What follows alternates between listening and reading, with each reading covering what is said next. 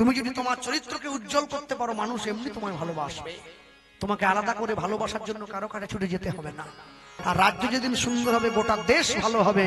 আর গোটা দেশের হিন্দুরা যেদিন এক হয়ে যাবে, তারা দেখবে গোটা জগৎ সুন্দর, ভারত আবার জগৎ সভায় শ্রেষ্ঠ আসন লবে। 1952 সালের আগে পর্যন্ত আমেরিকার মতো দেশে মেয়েরা ভোট দিতে পারতো না, ব্যাংকের বই খুলতে পারতো না। মনে রাখবে, কারোর সঙ্গে দেখা হলে, কারোর সঙ্গে কথা বললে আগে জয় নিতাই বলবে, আগে হরে কৃষ্ণ বলবে, আগে রাধে রাধে বলবে, তবে তো শিক্ষা বিনিময় হবে। স্কুল, কলেজ, ইউনিভার্সিটিতে আগে দরকার ছিল এই শিক্ষাটা দেওয়া, কিন্তু আমরা দেই নাই, আমরা দেই নাই। বর্তমান ভারতবর্ষের রাজ্য আছে, তার নাম গুজরাট। সবাই নাম শুনেছেন। গুজরাটে জানুয়ারি মাস থেকে একদম পাকাপাকি ভাবে স্থায়িত্ব হয়ে গেল, স্কুলের সিলেবাসে গীতা পড়ানো হবে।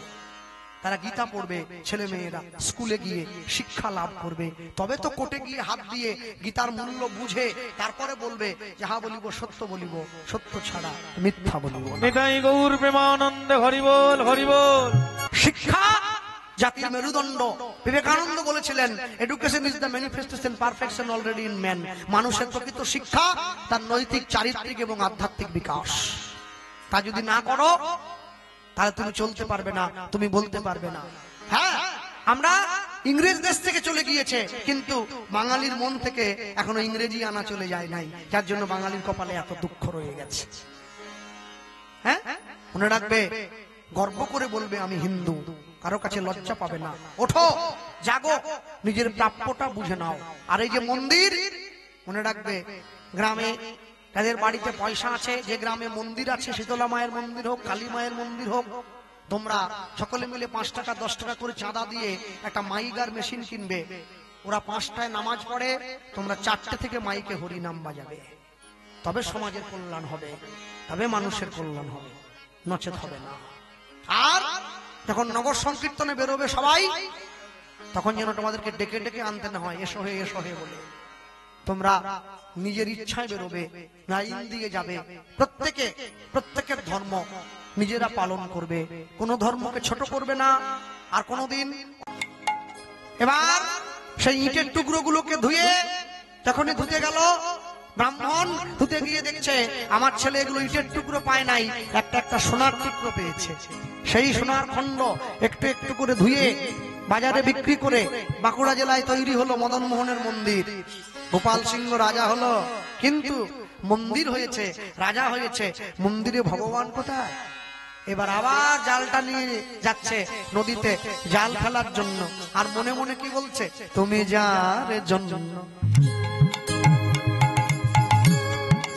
মর ভেবে ভাবো, সে কি তোমার সঙ্গে যাবে যাবে গো। তুমি যার জন্য মরো ভেবে মা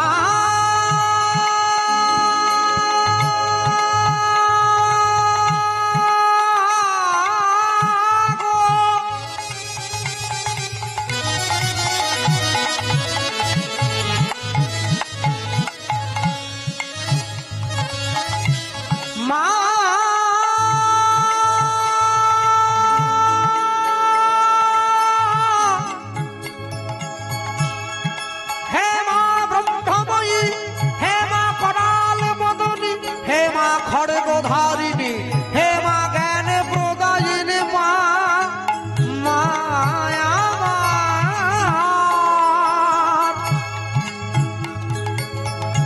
মায়া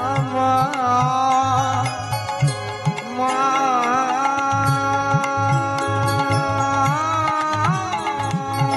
তুমি যার জন্য মরো ভেবে, সে কি তোমার সঙ্গে যাবে।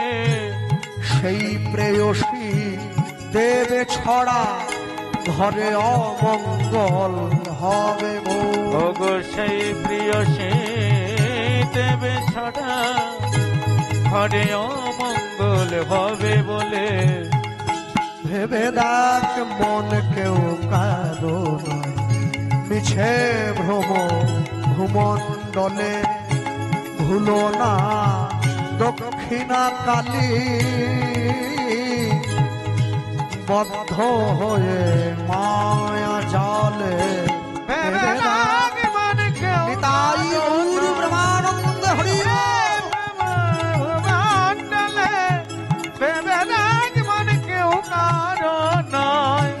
দিন দুই তিনের জন্য ভবে তোমায় কর্তা বলে সবাই মানে ভগতের তুই দিন জন্যে ভাবে কর্তা বলে সবাই মানে।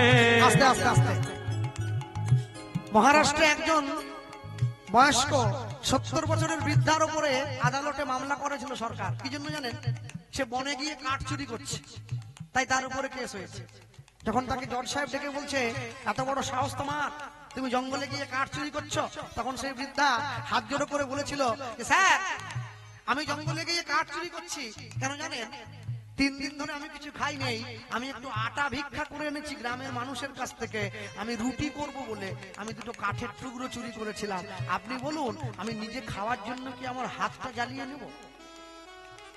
সামান্য দুটো কাঠ চকালি চুরি করেছি বলে আপনি আমার বিরুদ্ধে কেস করছেন, আপনারা আমাকে জেলে পাঠাবেন, আমাকে পাঠান, আমার দুঃখ নেই।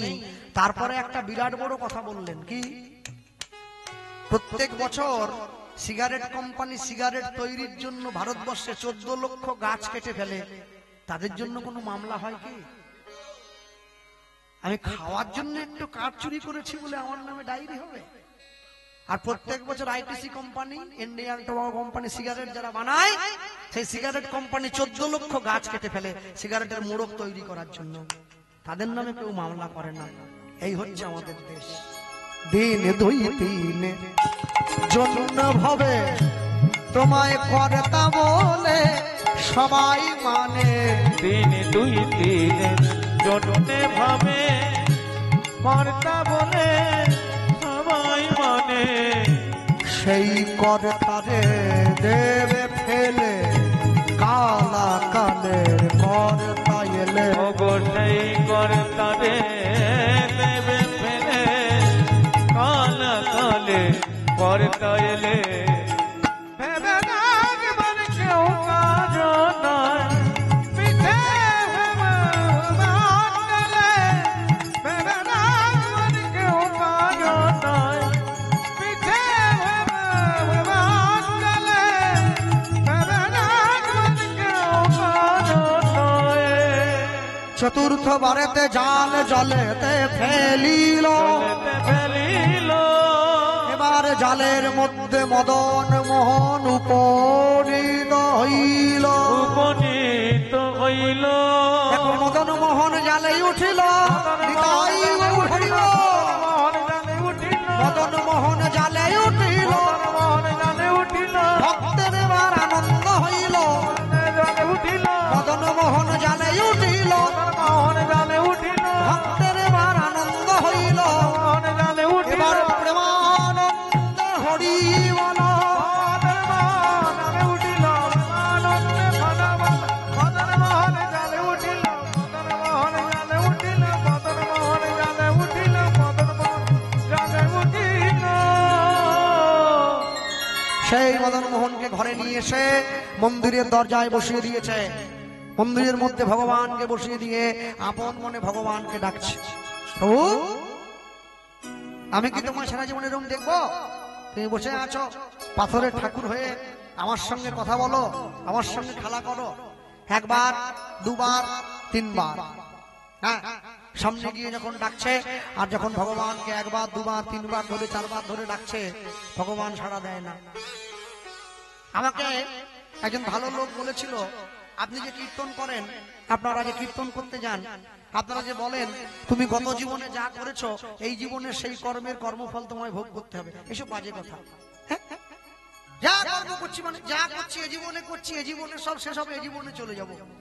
তা আমি তাকে বলেছিলাম যে যদি আপনার সঙ্গে কোনো বড় ডাক্তারের পরিচয় থাকে, আপনি তাকে জিজ্ঞাসা করবেন কি যে খাবার আমরা খাই না, যে খাবারটা আজকে আমরা খাই, এই খাবারটা আজকে খেলে এই খাবারের পুষ্টি গুণ, যা নিউট্রিশন, যা পুষ্টি গুণ আছে, এই পুষ্টি গুণটা 41 দিন পরে আমাদের বোন মেরোতে যায়। আজ আপনি যা খাচ্ছেন সেই খাবারের ভালো গুণ বা মন্দ গুণ যাই থাক, কেউ যদি মনে করে বিমল খেয়ে ভালো গুণ পাবো, তা তো হবে না। দুধ খেয়ে ভালো গুণ পাবে। আর মানুষ হয়েছে তেমনি, যে অমিতাভ বচ্চন জীবনে কোনোদিন স্কুটিতে চাপেনি, সে টিভিএস এর স্কুটির অ্যাড দিচ্ছে, মানুষ তাপ করে কিনছে। অজয় দেবগান জীবনে বিমল খেয়েছে, কে টেরেম করে খায়, সেই থেকে মানুষ কিনছে, অভিনয় করছে। অভিনয়ের পাল্লায় পড়ে গেল লোকে। জগৎ শুধু ছাঁচে চলছে, জানেন তো, আসল সত্যিটা কেউ জানে না। যে মাংস খায় না সে মাংসের অ্যাডভার্টাইজ করে, যে জীবনে কোকা-কোলা কিনে খায়নি, 7 আপ খায়নি, সেই নায়ক গিয়ে 7 আপের অ্যাড করছে, ও জীবনে খায় নাই। হ্যাঁ, মনে রাখবেন, আমি যখন আমাদের পাড়ার কোন ছেলেকে বলি নায়ককে, বলে শাহরুখ খান। নায়িকাকে দীপিকা পাডুকোন, ও জানেই না কে নায়ক কে নায়িকা। বাড়ির ছেলে মেয়েদের শেখাবেন নায়ককে বিনয় বাদল দীনেশ, ক্ষুদিরাম বসু, সুভাষচন্দ্র বসু, তারা নায়ক। নায়িকাকে মাতঙ্গিনী হাজরা, ঝাঁসির রানী লক্ষ্মীবাই। ইংরেজের দেওয়া গুলি খেয়েও দেশের পতাকা যে মাটিতে পড়তে দেয়নি, সেই তো আসল নায়িকা। কেন? আমার কথায় কেউ দুঃখ পাবেন না। মানুষ বড় আজব। 300 টাকার জন্য যে মেয়ে মানুষ সংসারে অভাবের দায়ে পড়ে 300 টাকা, 500 টাকা, 1000 টাকার বিনিময়ে নিজের রঙের কাপড় সরিয়ে দেয়, সমাজ তাকে বেশ্যা বানিয়ে দিয়েছে। আর 3 কোটি টাকার জন্য যে নায়িকার পর্দার সামনে ছোট পোশাক পরে নাচে, সমাজ তাকে নায়িকা বানিয়ে দিয়েছে। দুটোই বেশ্যা, এটা ছোট, ওটা বড়। মনে রাখবেন, মানুষ বড় আজব। যুব সমাজকে বুঝে নিতে হবে জগতের সার কোনটা। এখনো যদি যুব সমাজ, ইয়ং ছেলে মেয়েরা না বোঝে, তাহলে তুমি কি করে বুঝবে জগতের প্রকৃত সত্যটা কি? মনে রেখো, বলো ভালোবেসে সুখী হতে, বলো কে না চায়। রাধা সুখী হয়েছিল পেয়ে শ্যামরায়। এখনকার দিনের গান তো আমি কিছু বুঝি না, ধুম ধাম, এই শুধু মিউজিকের শব্দ। বলবেন না, হ্যাঁ, আরে কীর্তনে দক্ষিণ 24 পরে লোকে আমাকে বলছে কৃষ্ণবাবু সব কিছু করবেন, একটা গান গাইতে পারবেন কি? বলে কোনটা? বলে কাঁচা বাদামটা। কাঁচা বাদামও গান হয়ে গেল। হ্যাঁ, আমি আসলে দাঁড়িয়ে বলেছিলাম, মনে রেখো, কাঁচা বাদামের জাহাজটা কিন্তু একদিন ডুবে যাবে। দেখুন ডুবে গেছে, আমি, কিন্তু আমার ছোট্ট নৌকাটা যেমন চলছিল ঠিক তেমনিই চলবে। হ্যাঁ, দুধের থেকে মদের দাম যতই বেশি হোক, দুধের সঙ্গে মদের তফাৎ কি জানেন? মদের বোতলের দাম 1 লাখ টাকা, দুধ তো 30 টাকা কিলো। তফাৎ কি? তফাৎ দু জায়গায়। মদ যদি পাহাড়ের গুয়ায় নিয়ে বসে থাকা হয়, লোকে খুঁজে চলে যায়, আর যে গোয়ালা দুধ বিক্রি করে সে বাড়ি বাড়ি যায়। তফাৎটা কি জানেন? তফাৎ হচ্ছে একটা, মদটা যতই দামি হোক ওটা বাঁশ বনে বসে খেতে হয়, আর দুধ যত কম দামি হোক ওটা সবার সঙ্গে বসে খাওয়া যায়। এইটাই হচ্ছে দুধের সঙ্গে মদের তফাৎ। বলো ভালোবেসে সুখী হতে, বলো কে না চায়। রাধা সুখী হয়েছিল পেয়ে শ্যামরায়। আমিও রাধার মতো ভালোই বেসে যাব, হয় কিছু পাবো নয় সবই হারাবো। এই চেয়ে থাকা প্রাণে সহে না, সবাই তো সুখী হতে চায়। কেউ সুখী হয়, কেউ হয় না, জানি না বলে যা লোকে সত্যি কি না। দেখো কপালে সবার নাকি সুখ সয় না, সবাই তো সুখী হতে চায়। মানুষ বড় আজব। কেন? মানুষ শিবরাত্রির দিন গিয়ে শিবের গলায় যে পাথরের সাপটা জড়িয়ে রাখা আছে তার মাথায় দুধ ঢালে, আর যখন দুধ ঢেলে বাড়ি ফিরে আসে জ্যান্ত সাপ বেরিয়ে পড়লে সবাই লাঠি দিয়ে পিটিয়ে মেরে দিল। বিদেশ থেকে ঘুরতে গিয়ে বেনারস থেকে একটা ইঁদুর কিনে এনেছে, পাথরের ইঁদুর, তাকে সিংহাসনে বসিয়ে লাড্ডু দিচ্ছে, আর যখন সিংহাসনের নিচ থেকে নেংটি ইঁদুরটা বেরিয়ে লাড্ডুটা খেয়ে নিল তাকে বিষ দিয়ে মেরে দিল। যখন বেঁচে ছিল কেউ এক মুঠো ভাত দেয়নি, মরে যাওয়ার পরে গোটা পাড়ার লোক দৌড়ে এসছে, বলছে আমি প্যান্ডেল করব, ও বলছে আমি মাইক বাঁধবো, আর ছেলে বলছে আমি বেঁচে থাকতে আমার বাপকে জীবনে একটা মাছের টুকরো খাওয়াইনি, মরে যাওয়ার পরে গোটা পাড়াকে ভেটকি মাছ খাওয়াবো। বাপ যখন বেঁচে ছিল তখন একটু দাম, মরে যাওয়ার পরে পাড়ার লোককে খাইয়ে কি হবে? বাপ কি আর গেল?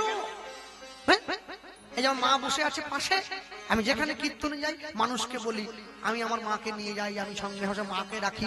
এক জায়গায় কীর্তন থেকে যখন আসর থেকে নেমেছি একজন লোক আমার হাত ধরে বলছে, কৃষ্ণবাবু আর কিন্তু ওইটা বলবেন না যে মাকে নিয়ে যান। তাহলে কি বলবো? বলবেন মা আপনাকে সঙ্গে নিয়ে সব জায়গায় যায়, মা আপনাকে হাঁটা শিখিয়েছে, আপনি মাকে হাঁটা শেখান নাই।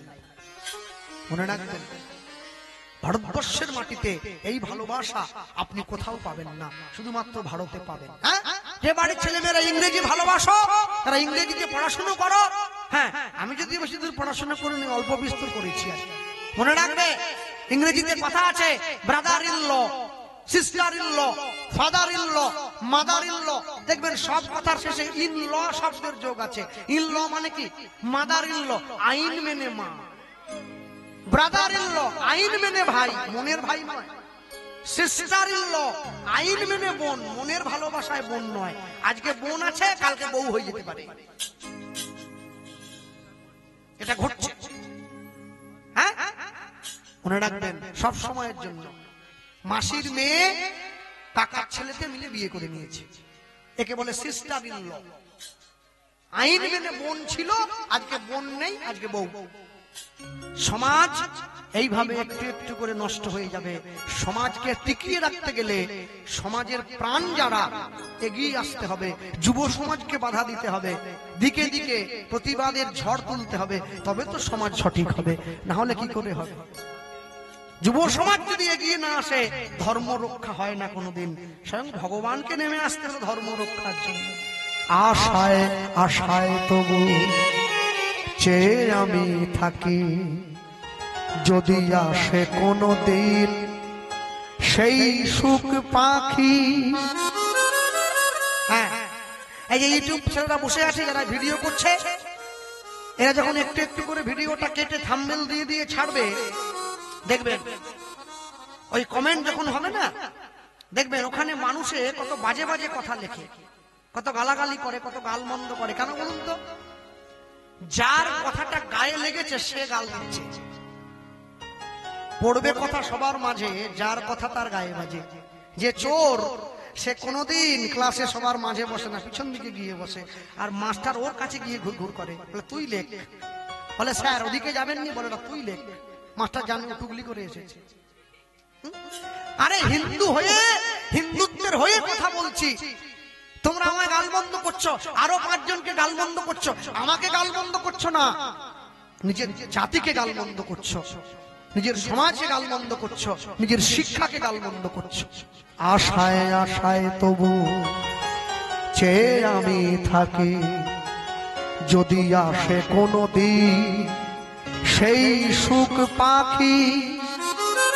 এই চেয়ে থাকা প্রাণে সহে না, সবাই তো সুখী হতে চায়, কেউ সুখী হয় কেউ হয়।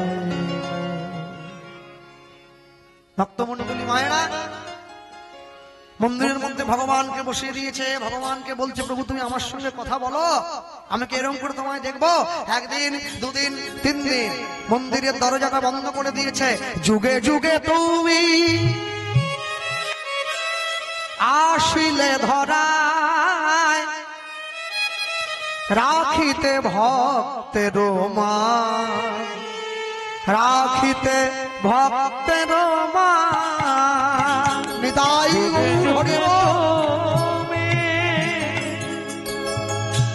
আসিলে রাখিতে ভাই